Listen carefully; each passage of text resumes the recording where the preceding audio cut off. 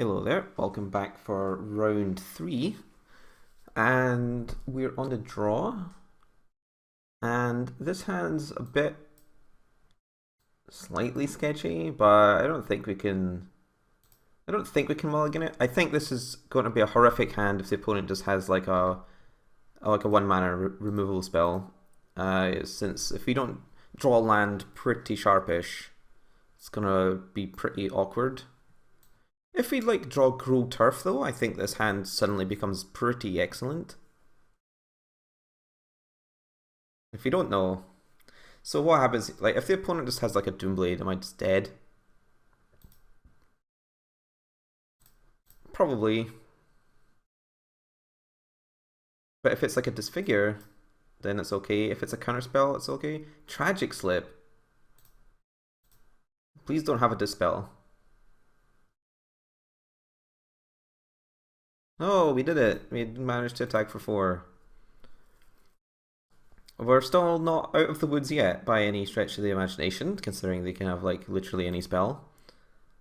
Alright, so we really need that Grow Turf, so we can get things going.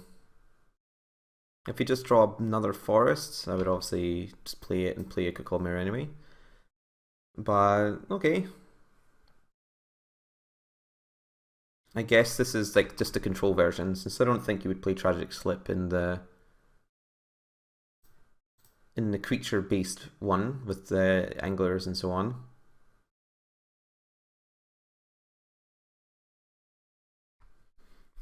Yep, things are going fabulously here. I can only hope that the opponent just sort of doesn't have card draw spells and just runs out of things.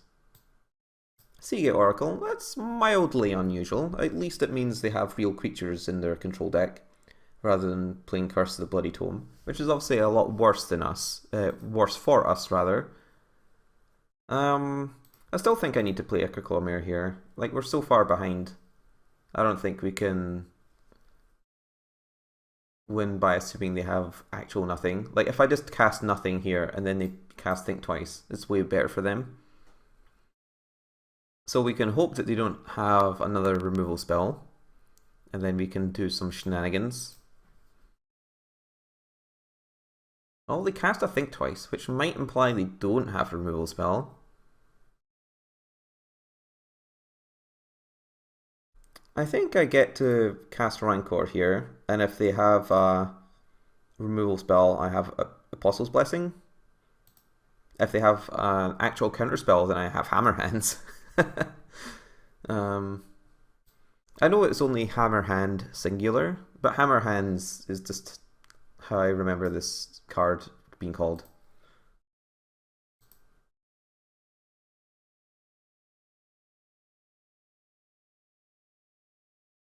So if they have exactly another Think Twice or Tragic Slip, then I get blown out, but if they don't, then I get to Reckless Charge them and kill them.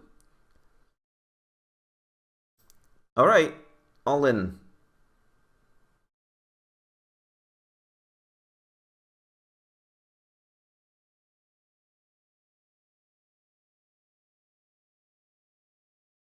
Please don't blow me out. No, don't do it. I mean, I guess they don't actually die, but I get to do tons. Because I get to, this also gets the bonus to trample over. So they're on one life essentially. And they didn't have a removal spell a second ago, we can be sure of that. We got to deal so much damage.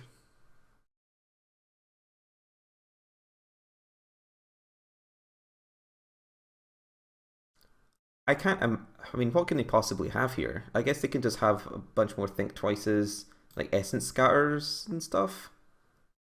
I mean, I guess they could have like more Seagate Oracles, Small Drifters, that sort of thing.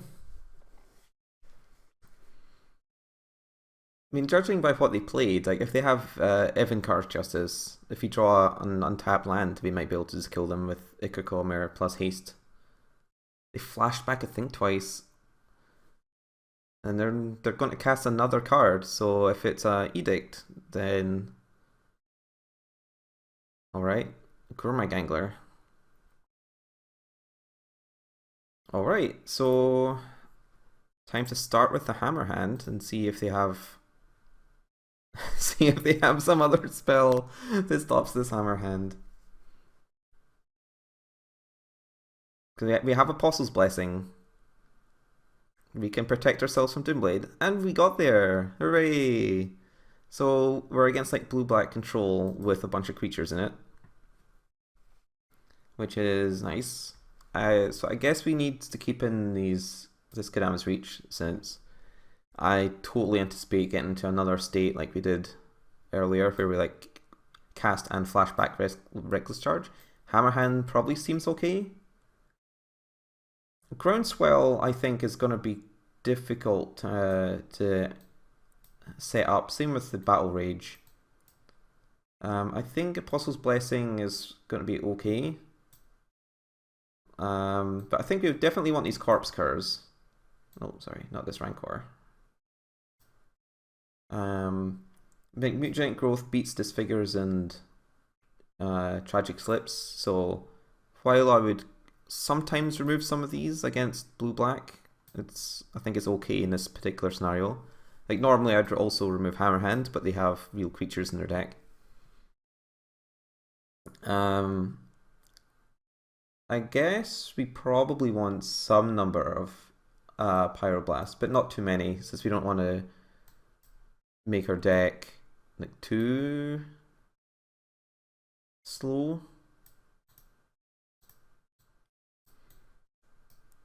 I think this should be okay. Like our deck is definitely a bit slower now, but considering the makeup of their deck, I think that's okay. Since like going, all in for speed is probably not gonna do that well against this particular opponent. Unlike the previous round's opponent who couldn't interact with us at all, seemingly. The Fault of Whispers might imply that they have Trinket Mage, but it also might just be an anti-Wrench Mind card.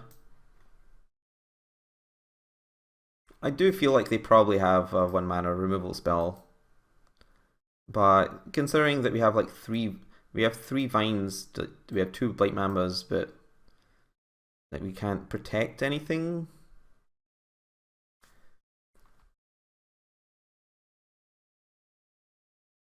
I think I want to wait till I have another mana available. Given that we are so vine flooded, I want to actually get a chance to use them. Like the last thing you want is to like play out your creature, get it killed, play another creature, get it killed, and then you just have like 3 vines of the Vastwood in your hand.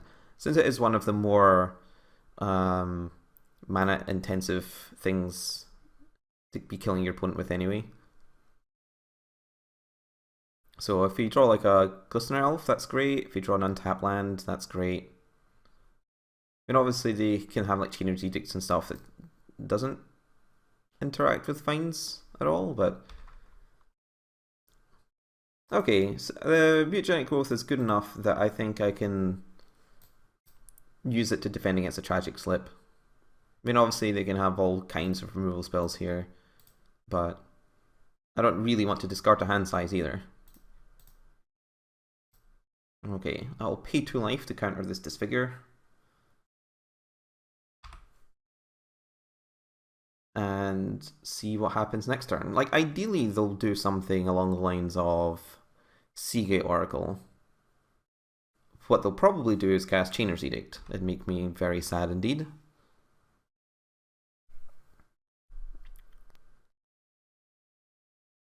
I mean, if they cast nothing, would be interesting.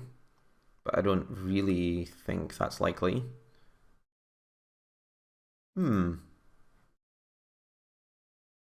I'm too suspicious of like Diabolic Edict and that sort of thing to play more cards out at the moment. Like they are sort of forced into action by the Blight Mamba existing.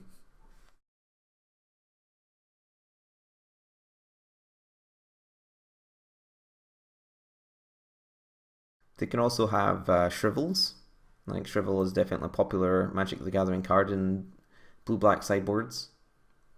And I feel like they definitely have something. They're tanking. They're really hoping I'm gonna like just tap out and like play some bump spells here.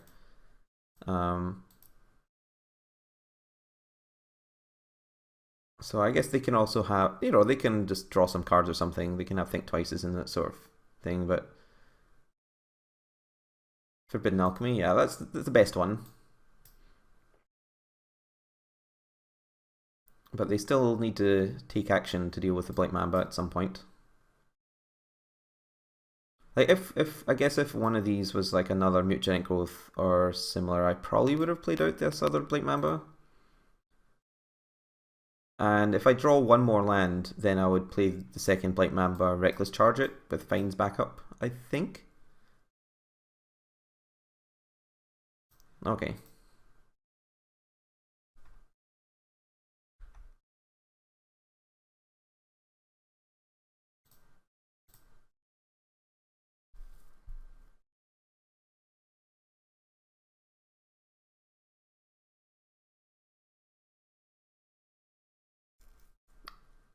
I feel like they're just deciding to counterspell this rather than take any further chances. But that's okay. It's pretty unreasonable to play around literally every card that blue-black can have, because since there's so many different types of removal spells that require different cards to play around. That's a fairly good draw, I imagine, unless it gets Essence Scattered, but there's no way for me to work through the Essence Scatters without casting creatures.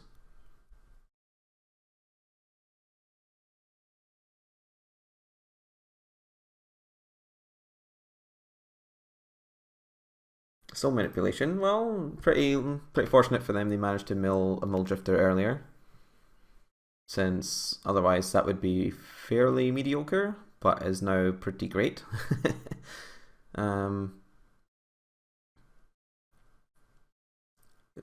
They may well be evoking this Mulldrifter again.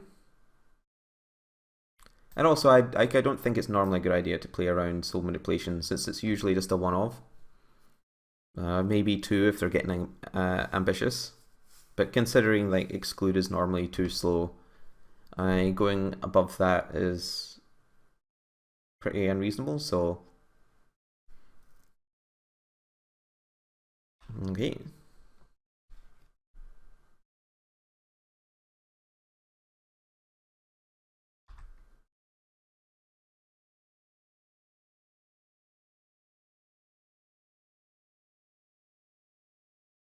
But you can see this is the type of like game where certainly like Temur Battle Rage is not on the table as for something that we can actually do.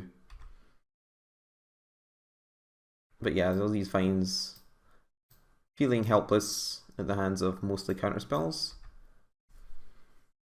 I mean, obviously we could have brought in more Pyroblasts, but we're... just because then you have too few creatures and pump spells, so then you're like just flipping a coin as to whether you draw the correct removal spell. Correct reverse removal spell, I guess. For whether you're drawing like Vines for their Disfigures, or whether you're drawing the Pyroblast for the counter spells. Although I guess if they've got like Soul Manipulation and stuff, Pyroblast moves up in my estimation.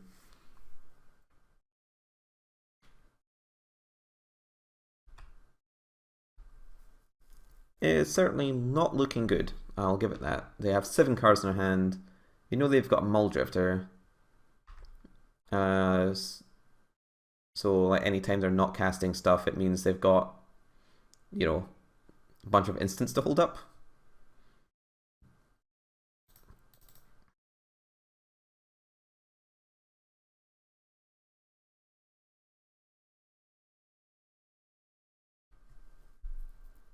Looks like just another counterspell. Yeah, that's quite a few counterspells. See, they have exactly 2 blue mana, so they couldn't like counter more spells. So, but I guess so what's going to happen here is we're going to get hit to 1, and then we're going to try and draw another creature in a row. And if we do, then we can go all in, I guess. But if we don't, then we're just dead. And even if we do draw a creature, there's certainly no guarantee that we're going to do anything. Alright, so we died there. And we got systematically taken apart. Let's take out this extra battle rage, put in Pyroblasts. And I think I might take out the Hammer Hand, even though it's fairly good against the Gurmagangler turn. Alright, let's go. I would love to play first and keep this. It's not amazing. At the very least, we get to like build up our mana. Opponent mulligan to 6, which is always good since it, well, since they're down a card, obviously, but it just decreases the likelihood that the type of hand they get to keep is good against us. Like, they can easily just keep a hand with a bunch of Think Twices and maybe some Essence Scatters, which are too, since they're on the draw, is too slow. It also means they could easily just have a hand that doesn't have enough removal. And we don't have like protection spells in our hand this time, so there's no reason to just hold on and never cast these. Looks like an edict of some description, however. I guess not. I feel like the opponent maybe trying to decide whether to cast Doomblade or Edict or something.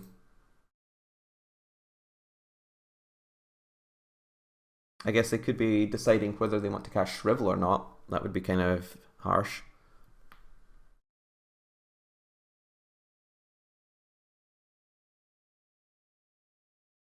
So I guess that's like the question here is, if they just do nothing, am I supposed to play around Shrivel? Because if they played a removal spell, I would definitely play Glistener Elf plus Rancor. Alright. So I'm definitely going to play Glistener Elf plus Rancor, as I just said, since getting a Rancor on the table is pretty appealing.